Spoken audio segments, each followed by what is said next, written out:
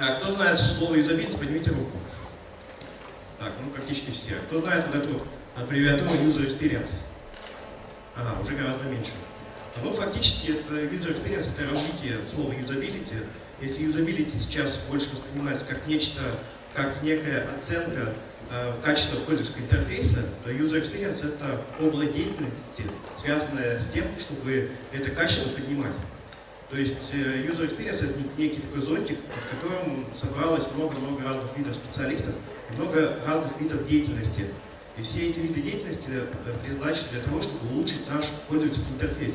Делать так, чтобы он не просто выполнял свои задачи, но и вовлекал человека в выполнение этих задач и всячески его пытался удержать. И вот эта область наша, она очень активно развивается. Я бы сказал, даже не просто активно, а супер активно. То есть если посмотреть всяческие различные мероприятия в мире, то количество конференций на тему user experience стремительно растет. При этом очень сильно меняется само осознание людей, чем они занимаются. То есть если раньше мы считали, я в том числе считал, что я занимаюсь тем, что переставляю кнопки на экране, повышаю контрастность каких-то отдельных элементов, чтобы задачу выполнить, чтобы пользователь проще выполнил задачу и так далее, то дальше эволюция происходила в том направлении, что я уже стал думать, может быть вообще вот этого экрана не надо, а может быть вот вместо этого экрана нужно два экрана. И приходилось объяснять заказчику свое новое понимание. И чем дальше, тем глубже, мы как специалисты погружаемся в психологию пользователя, в то, как управлять его вниманием, как управлять его интересом, как его не отпустить от вашего продукта и так далее. То есть сейчас эта область, она одна из самых быстро развиваемых внутри IT, вообще IT, то есть информационных технологий. И вот сегодня мы как раз поговорим о некоторых вещах, о переднем крае этой области. И я думаю, что для многих это будет некое расширение сознания, которое поможет, может быть, даже задуматься о том, чем заниматься в будущем и какую из частей этого расширяющегося фронтира, какой из фронтов вы займете и начнете на нем биться за пользователя. При любом расширении фронта всегда появляются новые какие-то проблемы. И этих проблем достаточно много. Я остановлюсь только на части из них, которые, как я представляю, вполне решаемые, но, тем не менее, без знания, как их решить, можно достаточно хорошо в них вляпаться и приобрести кучу проблем. Если возьмем один из главных, наверное, сейчас вообще трендов внутри IT-сообщества, это то, что компьютеры наконец-то пришли к людям. Я вспоминаю, какие компьютеры были раньше, DOS, я прошел через весь этот путь, то есть когда через командную строку работал через операционной системой, потом с помощью мышки, а сейчас с помощью пальца. Я уже процентов, наверное, 30 времени использую свои пальцы, а не мышку или еще что-либо. Думаю, что пройдет буквально несколько лет, и мы будем использовать речевые технологии. Буквально вчера компания Apple показала свою операционную систему iOS 5, и в ней показала, как будут работать речевые технологии. То есть это многие, вчера была такая достаточно негативная реакция на все это. Очень много сказали, Apple не сделала новую форму телефона, то есть остановилась на старой форме телефона, и новый iPhone 4s ничем не отличается от старого телефона 4. На самом деле, вот я считаю, что вот эта голосовая технология, которая сейчас разрабатывается и скоро пойдет в народ, это одна из самых больших революций, которая ожидает нас на протяжении ближайших 5 лет. То есть нам будет совершенно естественно, когда мы будем разговаривать с телефоном, со своим, и телефон действительно будет являться неким секретарем, помощником. И я предсказываю даже, что самые нерадивые секретари уйдут в прошлое. То есть они просто-напросто пойдут искать другую работу, потому что просто-напросто не нужны. То, что компьютер пошел в народ, говорит о том, что очень многие целевые аудитории, новые совершенно, стали теперь работать с компьютерами. Вот я здесь перечислил буквально несколько целевых аудиторий, то есть это пожилые люди, уже несколько раз видел ситуацию в последнее время, что молодые люди своим бабушкам покупали ноутбуки, потом буквально через несколько месяцев продавали эти ноутбуки, покупали iPad или другие планшеты. Потому что для пожилых, например, Windows или MacOS, она совершенно не для неискушенных людей, не для пожилых людей. То есть пожалейте своих родителей или дедушек, бабушек, не покупайте им компьютеры с операционными системами, в привычном нам понимании этого слова. Покупайте то, что сейчас действительно является революционное строение интерфейса компьютерных, это планшеты. Кроме пожилых людей еще, например, сейчас активно стали с компьютерами работать различные топ-менеджеры. Дело в том, что топ-менеджеры такие вот именно топы, не менеджер простой, там среднего звена или еще какой-то, а именно тот, кто на самом верху находится этой пирамиды власти, и это тот человек, который никому практически не отчитывается, ни перед кем не отчитывается. Соответственно, у этих людей совершенно другие потребности, и также многие из них не тратят время на то, чтобы общаться с компьютером. У них всегда есть помощники, есть другие люди, которые все сделают руками, а менеджеры, каждая минута их работа, она очень дорогая, чрезвычайно дорогая, она гораздо дороже, и, как кто-то говорил, что, я помню, что была такая лет 10 назад, что если Билл Гейтс увидит $100 на земле, то для того, чтобы было ему выгодно эти $100 взять, ему надо поднять там за какие-то доли секунды.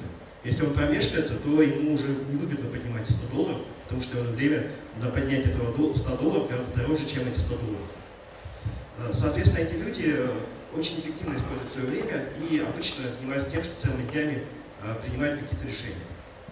Также есть врачи. Врачи очень такая консервативная часть, особенно в России, консервативная часть компьютерных пользователей.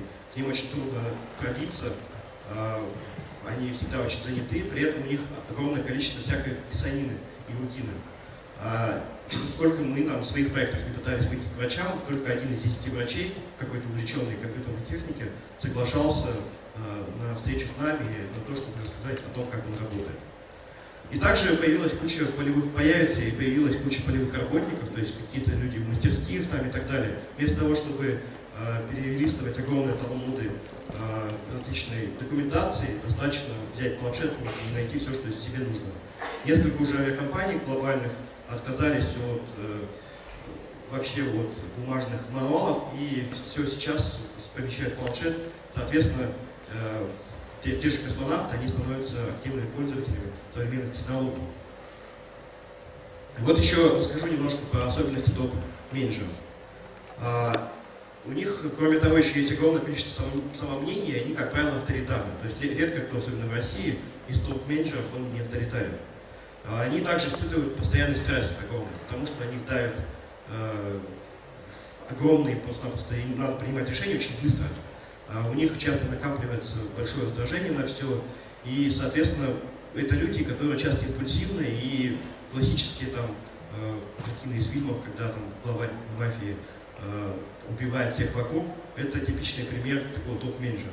Мы как-то общались с человеком, который знает хорошо губернаторов.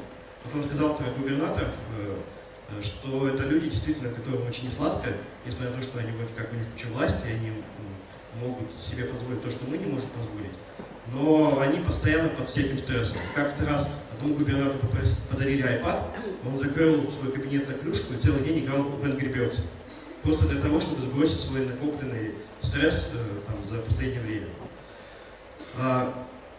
Также, если вы, например, вдруг захотите проектировать что-то для такого человека, то, скорее всего, вы доступа к его телу не получите. То есть вам придется общаться с суррогатами, то есть людьми, которые знают этого человека.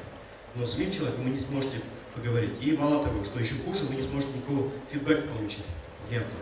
То есть это буквально может быть какая-нибудь там фраза, что все говно, то, что вы мне тут дали, делайте что-то все по-другому. И все, это максимальный фидбэк, на который вы можете рассчитывать. Но я почему это клоню? Потому что чем дальше, тем все больше и больше таких будут пользователей, которые непривычны для нас. То есть для типичного айтишника такой топ-менеджер это такой типичный инопланетянин. То есть я, например, когда проектировал интерфейс для приложения для топ-менеджера, то исходил из каких-то своих предпосылок, из своего какого-то понимания, как думают эти люди. Да? Но когда пообщался с теми, кто знает этих людей, они сказали, что все не так абсолютно. То есть так как приходят в IT-область новые люди, нужно очень хорошо их понять и использовать все возможные способы для того, чтобы каким-то образом понять этих людей больше. Вот сейчас попытаюсь такую небольшую демонстрацию показать. Дело в том, что как раз делали недавно, у нас запускается приложение, которое мы проектировали, как раз для таких вот топ-менеджеров. Для топ-менеджеров важно, чтобы он мог очень быстро углубиться в то, что происходит, и сразу же понять, как это все действует. И мало того, это должно быть очень сексуально, красиво, привлекательно и так далее. То есть топ-менеджеры — это такие большие избалованные дети, но у которых огромное количество власти. Кстати, про толку губернатора мне когда объясняли, как выглядит топ-менеджер, он сказал, такие люди, которых все ненавидят. Вот представьте себе, вам нужно сделать интерфейс для человека, которого все ненавидят. Это очень непросто.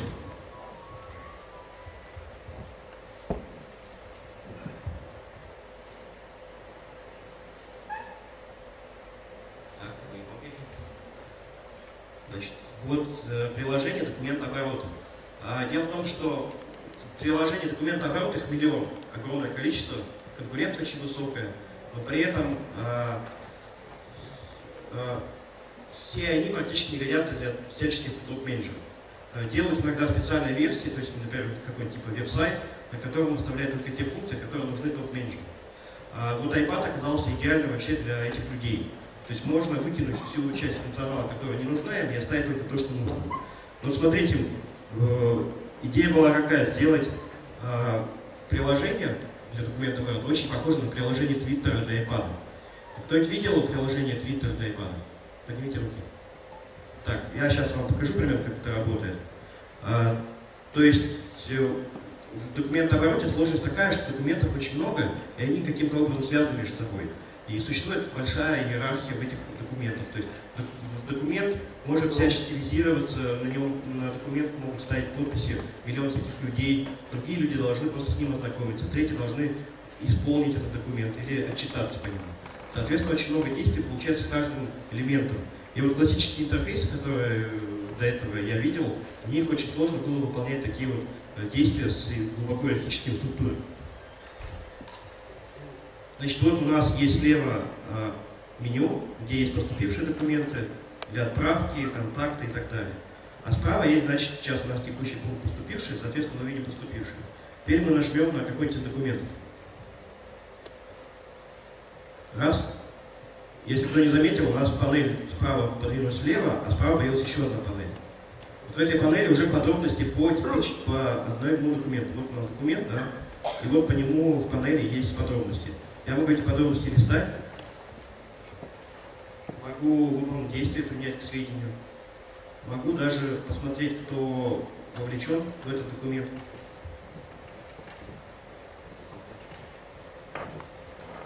Вот все лица, которые вовлечены в исполнение этого документа. И могу сам документ посмотреть. Вот я открыл этот документ. И самое интересное, что вот представьте себе, если бы мы делали это приложение не для топ-менеджера, то основной способ коммуникировать, то есть часто как происходит все? Приходит некий такой документ руководителю топ-менеджера, он должен принять решение, то есть должен подписать его или нет. А может быть отправить каким-то своим замам, чтобы они визировали этот документ, после чего он подпишет только после их визы. Соответственно, в классическом интерфейсе мы бы сделали такой ввод текста, что там, например, отклонить потому. То есть все это нужно ввести этому топ-менеджеру.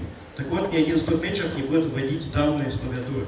Это только, не знаю, 1% будет вводить данные с клавиатуры. Все остальные привыкли на бумажных документах писать ручкой. Соответственно, здесь мы тоже так можем поступить. Мы можем выбрать инструмент рисования и написать поверх документа, что Иванову сделать, Петрову проконтролировать Иванова, а Сидорову проконтролировать их обоих. То есть вот также еще в следующей версии там будет ввод голосовых, то есть можно будет просто-напросто в тафоне сказать, сообщить. И вот все эти каракули, все эти голосовые сообщения, секретарь или помощник у этого менеджера, он все это ведет уже внутри документооборота. Сам этот менеджер не будет ничего там вводить и так далее, упаси Боже. То есть, соответственно, как мы видим, действительно для этих людей там достаточно много своих каких-то фишек вставлять и думать именно о том, что они действительно отдельные люди, и мы привыкли, что, ну, ладно, пусть ведет там 2-3 фразы, но это совершенно не для них.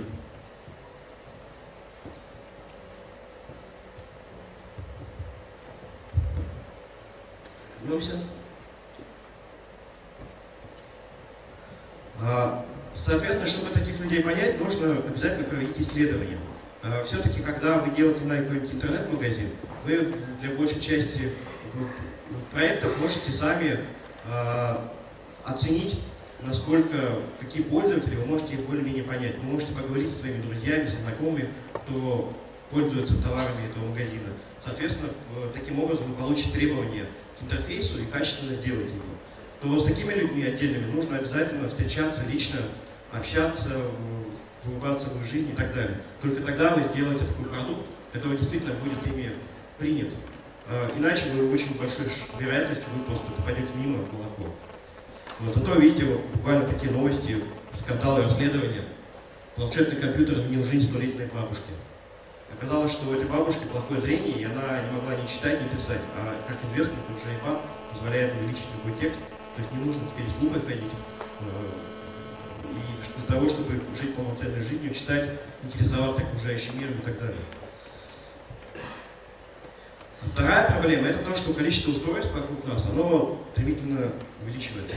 То есть их все больше и больше. И тенденция к тому, что все, что вы видите вокруг, все будет иметь процессор. Ну, как вы знаете, в Японии каждый унитаз имеет процессор. У нас еще до этого далеко, но думаю, что тоже не за горами это время. Также есть мебель, где встроены процессоры, и когда вы пытаетесь собрать мебель не так, то она начинает пищать и сообщать: переставьте меня по-другому. Действительно, есть такая мебель. И под все это, представьте себе, надо проектировать. То есть это действительно большой головняк для всех проектировщиков интерфейсов, для разработчиков и так далее. То есть у нас огромное количество, и часто одно и то же приложение мигрирует из одного устройства в другое. Каким образом можно решить эту проблему? Есть такое техническое решение, как отзывчивый дизайн, responsive дизайн. Еще пока на русский язык нормального нет перевода. Это когда, в зависимости, например, вы можете делать такой веб-сайт, который на всех устройствах будет выглядеть одинаково хорошо. Сейчас попытаюсь демонстрацию провести, примера такого. Вот сейчас, значит, здесь у нас веб-сайт, на нем есть слева, ну что-то типа веб-блога, то есть слева статьи, справа меню, какие-то там баннеры, справа еще меню по сайту. И вот теперь посмотрим, что будет, если изменять размер окна. Вот смотрите, что происходит. Так, сейчас. Не просто изменяются колонки, да, но и некоторые элементы вообще исчезают и меняют свой размер. То есть, соответственно, вы можете сделать такую верстку хитрую, что на любом устройстве будет сайт ваш смотреться выигрышно и хорошо. Еще раз покажу, кто не успел оценить.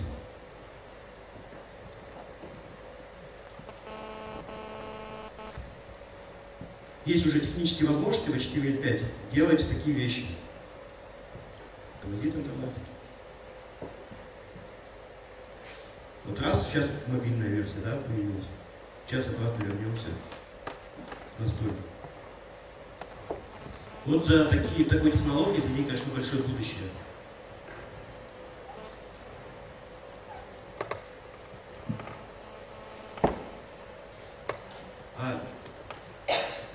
Другое, есть еще решение полутехническое, синхронизация взаимодействия, о чем я дальше расскажу. Есть еще идеологическое, специальный подход, который называется сервис-дизайн. В различии дизайна я сейчас показал демонстрацию. Есть книжка хорошая, вышла не так давно, Responsive Web Design. Там как раз описано, как технически все это сделать. Я посмотрел в нее, там достаточно много всяческого кода, то есть она больше, наверное, для каких-то кодеров. Но, тем не менее, для проектировщиков интерфейса, кто этим занимается, им тоже нужно эту книжку посмотреть и приобрести. У этого же автора, там Маркот, у него есть всякие блоги, где он пишет статьи, то есть для многих достаточно будет просто поискать его статьи и почитать. Пример отзывчивого дизайна показал. Вот, синхронизация взаимодействия. То есть представьте себе, у нас тут на картинке видно, что у нас есть телевизор, есть компьютер, есть ноутбук, есть планшеты, есть мобильный телефон и так далее. Многие программы действительно могут находиться, жить сразу во всех этих устройствах. Ну, типичный пример Evernote, очень популярная программа, Evernote, практически живет на всем. И она невидимым для вас образом синхронизируется, и это позволяет вам всегда в любой версии, на любом устройстве видеть самую последнюю версию вашей информации. И вот есть такая же книжка и сайт Multiscreen Patterns. Это презентация, посмотрите на нее обязательно. Там расписано, каким образом лучше всего, оптимальнее всего проектировать такие информационные продукты, которые существуют на всем.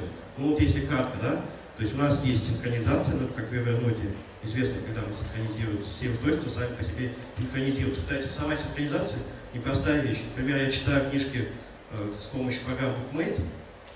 Эта программа позволяет там 90 рублей по месяц платишь и сколько угодно книг читаешь, там огромное количество книг. Соответственно, у меня есть в айфоне и на iPad, и могу в браузере читать.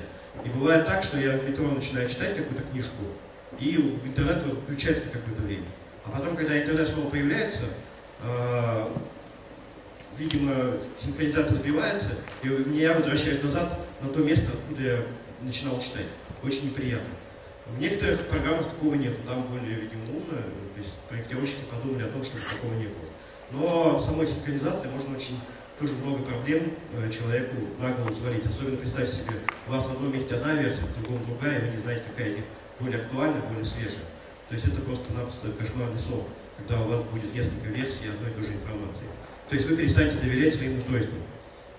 Дальше screen sharing, то есть когда вы можете, у вас все устройства представляют некий большой один виртуальный экран. И вы можете этот виртуальный экран просматривать с помощью всех устройств. Дальше complementary, то есть когда все согласовано между собой, все эти устройства, simultaneous, то есть когда все происходит одновременно, ну и так далее. Вот все эти принципы в этой презентации очень подробно расписаны. Я думаю, что если сейчас многие из вас не задумывались об этом, то довольно-таки скоро придется об этом задуматься, потому что действительно количество устройств растет, при этом количество мобильников уже превысило количество компьютеров, поэтому, в общем, приходится об этом думать. Вот есть даже такой принцип, и Люк Враблевский написал книжку Mobile First. Идея в чем? В том, чтобы сначала проектировать для мобильных устройств, а потом уже веб-сайты. Ну, сами посудите, мобильников больше, чем сайтов. Также мобильниками пользуются те люди, которые никогда не пользуются интернетом внутри веб-браузера. Соответственно, если вы сначала для мобильников сделаете, то вы покроете гораздо большую аудиторию. Интернет, в общем, в скором времени действительно тенденция к тому, что становится безлимитным для мобильных устройств. Когда это будет повсеместно, тогда вот и произойдет эта революция. Но к ней надо готовиться уже сейчас. И также, когда вы делаете мобильное приложение, то есть такая особенность, что мобильное приложение, оно не позволяет делать все, что вы делаете с помощью настольного приложения. Соответственно, вам приходится фокусироваться. То есть вы выкидываете нещадно, вас просто само мобильное устройство заставляет делать дизайн лучше. Оно заставляет вас выкидывать тот функционал, который не является существенным для пользователя. И когда вы делаете такое мобильное приложение, увидите, что оно работает хорошо, потом, когда придете уже к настольному приложению, к веб-сайту, вы, если сохраните эту же фокусировку, только добавите чуть-чуть чего-то там, что делать более удобно на настольных компьютерах, то ваш сайт будет гораздо лучше и интереснее, и популярнее, чем ваших конкурентов. Просто потому, что вы действительно сфокусировались. Поэтому есть такой вот метод, эта книжка еще не вышла, но выйдет вот в сервис-дизайне такой инструмент, как Customer Journey Map. То есть это такая карта, где вы рисуете все точки взаимодействия пользователя с организацией. И также вы определяете, каким способом человек организовывает это взаимодействие. То ли с помощью мобильного телефона, то ли с помощью, он пришел в офис ногами, то ли он позвонил по телефону и так далее. То есть на самом деле все принципы проектирования пользовательских интерфейсов очень хорошо работают для проектирования взаимодействия в реальной жизни. То есть, например, если вы изучите, как проектировать интерфейсы веб-сайта, да, вы довольно-таки быстро можете переучиться и научиться проектировать правильно, например, какое-нибудь приемное место там, в банке, например, где люди приходят, и им нужна информационная поддержка, им нужно четко понять, куда им обратиться сейчас, им нужно оптимизировать взаимодействие человека с персоналом и так далее. То есть вот сервис-дизайн – это новые такие дополнительные методы, которые позволяют как раз все это сделать и спроектировать. Поэтому рекомендую тоже в эту сторону посмотреть очень внимательно. Вот я могу сказать, у нас был опыт, мы работаем много проектов для Мегафона. Сейчас мы переделываем сервис-гид, то есть это программа, с помощью которой вы можете управлять своим, настройками своего тарифа. То есть вы можете там подключать, отключать опции, посмотреть ваш баланс, посмотреть там, не знаю, еще что-то, то есть там много очень всего. Так вот, мы проанализировали качество интерфейса, всех интерфейсов, то есть это был веб-интерфейс, это был мобильный веб для телефона, Также планируется, что будут мобильные приложения родные, нативные. Также IVR, то есть IVR это голосовое меню, то есть когда вы по телефону звоните и общаетесь с механической девушкой. Вот там тоже большой интерфейс сложный, соответственно, тоже его надо проектировать. А также USSD, то есть вы знаете, так краткие команды, там, типа там звездочка, то решетка и так далее.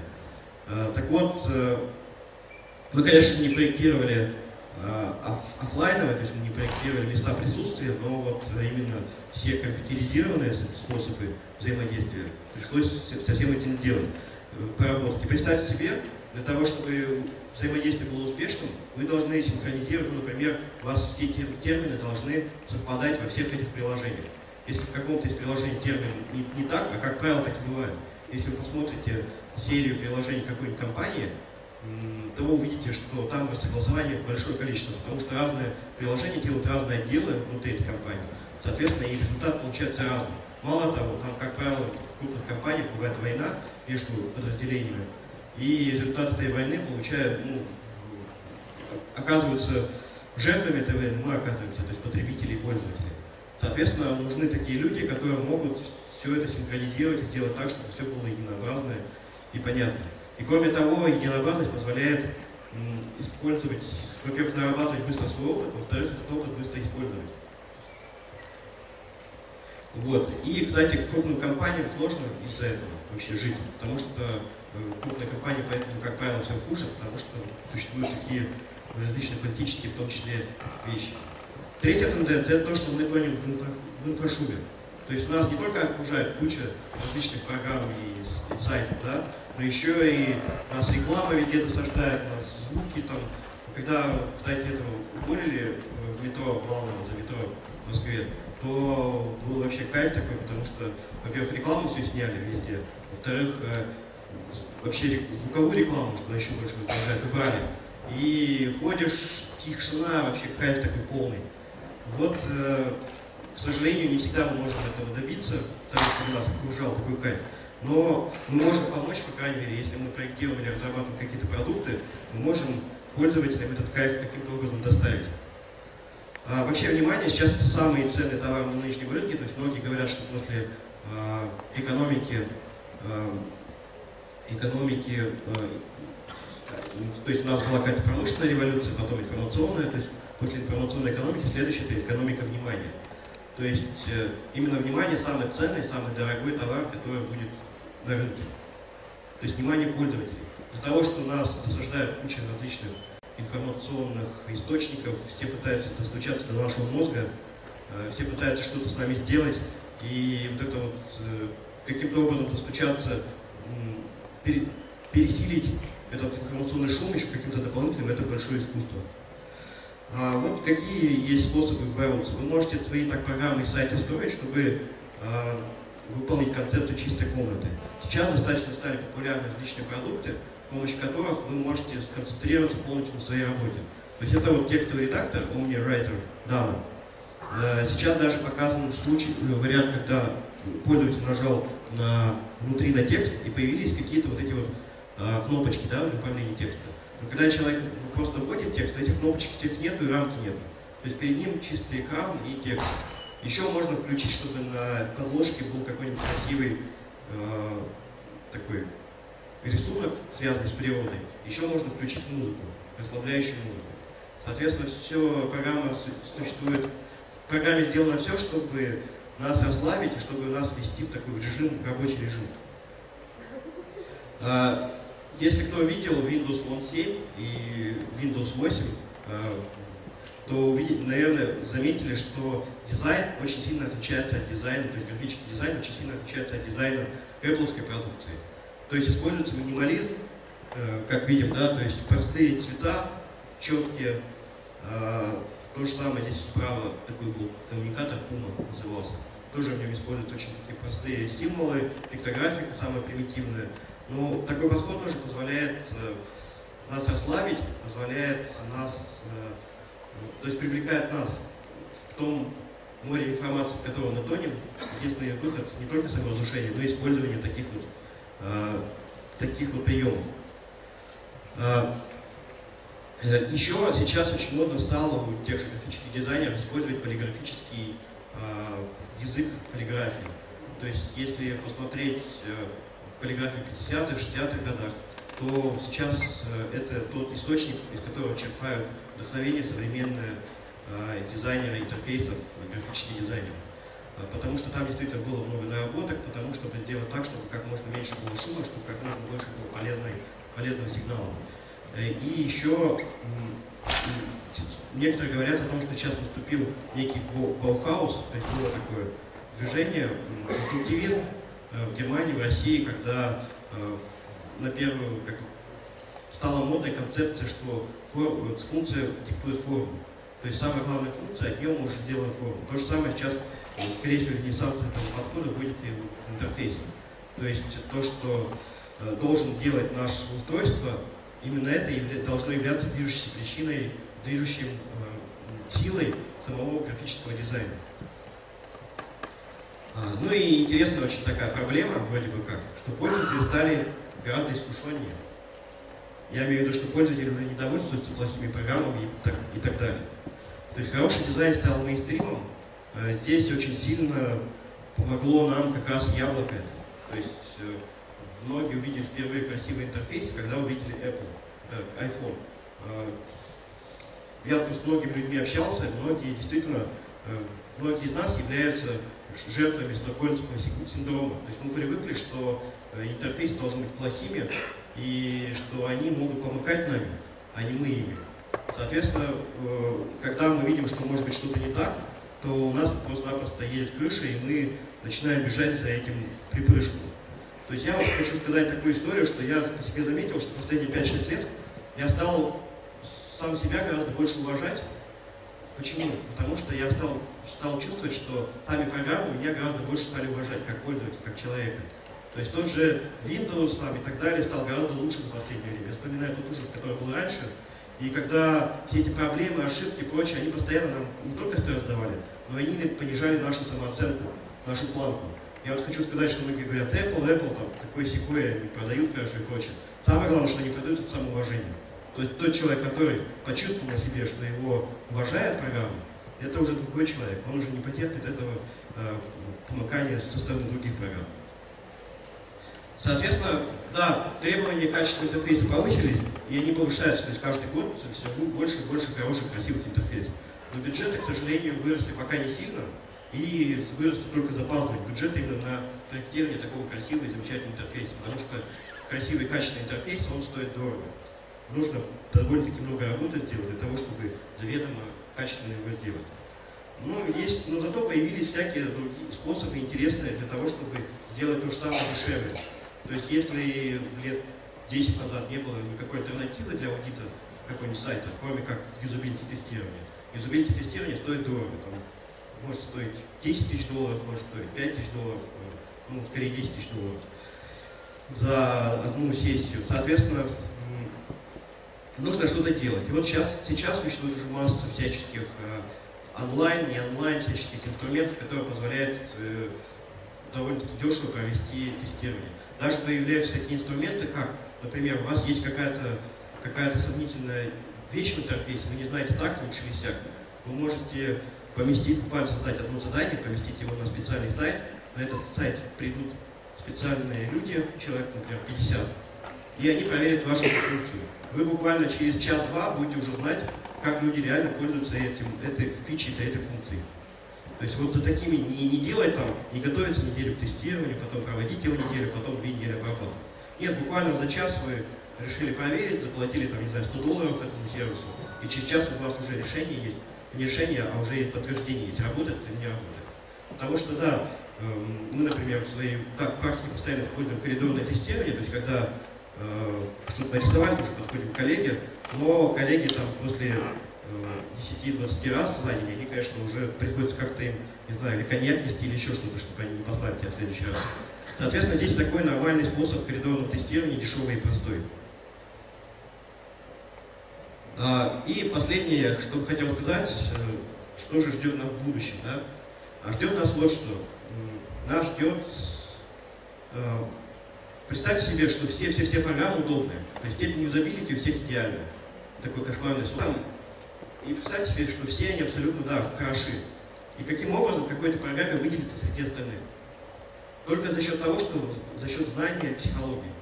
То есть вот хорошая картинка, что с помощью юзабилити мы уменьшаем трение, то есть мы вот этот вот барьер, который пользователь преодолевает вот, ну, как бы, при использовании вашего продукта, да, то есть если он станет использовать его, либо отвергнет его, есть такой барьер. Так вот, с помощью юзабилити мы его можем опустить немножко. Зато за счет повышения мотивации человека мы можем протолкнуть этого человека через этот барьер. Даже может юзабилити быть не очень хорошим, но за счет мощнейшей мотивации мы его через этот барьер, как электрон, там, через там, физики местные есть такое, через затвор может пройти. И вот появляются поэтому сейчас инструменты для того, чтобы понять, кто есть пользователи, что они хотят, как можно их удивить, как сделать так, чтобы они впечатлились очень сильно. Вот все это я сейчас называю мотивационный дизайн, пока еще нет слова одного такого общего. Есть много всяких разных, но вот это вот довольно неплохое. Вот есть одна из интересных книжек, вышла буквально недавно, Seductive Interaction Design. Seductive это по-русски можно еще сказать обольстительный, соблазняющий и так далее. То есть нужно делать, соблазнить нужно человека. То есть как там в книжке в этой же этого Андерсона есть такой хороший пример, что у всех вас, наверное, есть друзья, айтишники там, гики, которые очень глубоким своим внутренним миром. Но у них проблемы общения с другими людьми. То есть если другой человек подойдет к нему, он просто так не узнает об этом внутреннем глубоком мире этого человека. То же самое с нашими программами. Мы считаем, что они крутые и классные, но никто об этом не узнает, потому что программа выглядит как гики. Соответственно, а программы должны быть обольстительными, они должны соблазнять пользователя и вовлекать его в взаимодействие. Также часто применяется для этого игровая механика. Это такая, ну, многие слышали про Foursquare, то есть во многие сейчас программы устраивают игровую механику, простые приемы, которые позволяют человеку не отпустить. То есть некий такой наркоманский прием. Это способ сделать вашу программу наркоманской. Есть пример такой, есть тудушка для iPhone, для Android, то есть программа для выполнения идей, для того, чтобы фиксировать, что вы хотите сделать, и для фиксации. Так вот, в этой тудушке интересный есть такой прием, что там, если вы укажете «я помыл посуду», и там пишется «плюс 150 поинтов у тебя», и это сразу в интернете все видят, что ты помыл посуду. Я там выбросил мусор, опять все видят. Потом, и там, значит, мало того, что очки идут, да, то есть ты, когда много хороших дел делаешь, у тебя раз там статус меняется. Ты уже типа там подаван нижнего уровня. Теперь об этом все знают, ты публикуешь это где-то там на сайте и так далее. То есть вот такие есть наркоманские приемы, которые позволяют, если обольстительный дизайн вовлекает человека в взаимодействие, то игровая механика, она его не отпускает от этого взаимодействия. Человек оказывается как белка в колесе внутри. И вам очень сильно может помочь понять, если вы поймете, что такое состояние потока. Есть, скажите, пожалуйста, с кем было такое, что вы, например, работали, не знаю, всю ночь, и после этого считали себя счастливым человеком? То есть вы, например, не знаю, что-то делали такое очень сложное, очень вызывающее, при этом вам это удалось, и вы потом кайф испытывали. Вот это вот состояние потока называется, психологическое. Наши программы должны уметь человека вводить в это состояние. Не все, конечно, программы. Вот, например, программа для написания текста какого-нибудь, она должна уметь вас вводить в состояние потока и при этом стараться не вывести его из него. Вот тут вот есть такой узкий канал, в котором, когда человек находится в состоянии потока. То есть, смотрите, если, например, задача слишком сложная, вы по сути ее не выполняете. То есть вы попадаете в поток. Если задача слишком простая, вам скучно, вы зеваете и тоже не в состоянии потока. То есть задача должна быть в самый раз, чуть-чуть выше, чем вы можете что-то делать. Вот наши программы должны уметь понимать, что вы можете, и чуть-чуть вам всегда вызов такой бросать. Если они будут уметь это делать, то и совершенно по-другому качество их просто поднимется на недосягаемую высоту. И вот есть такая книга, сейчас ее перевели на русский язык, даже вторую книгу. Обязательно прочитайте. Михай Чиксентмихай, со сложной фамилией такой человек. «Поток. Психология оптимального сопереживания». Кстати, это такая книжка интересная. Ее вы можете почитать бабушке, дедушке, родителям, детям вашим. Можете сами почитать. То есть она абсолютно и для жизни очень полезна, и для проектирования интерфейсов, и не знаю, для всего. Вот, если мы все все хорошо поработаем, ответим на эти вызовы, которые перед нами стоят. Мы замотивируем пользователя, подарим состояние потока и еще подарим вот такую важную вещь – самоуважение. Вот об этом я как раз сегодня и рассказал. Если есть какие-то вопросы,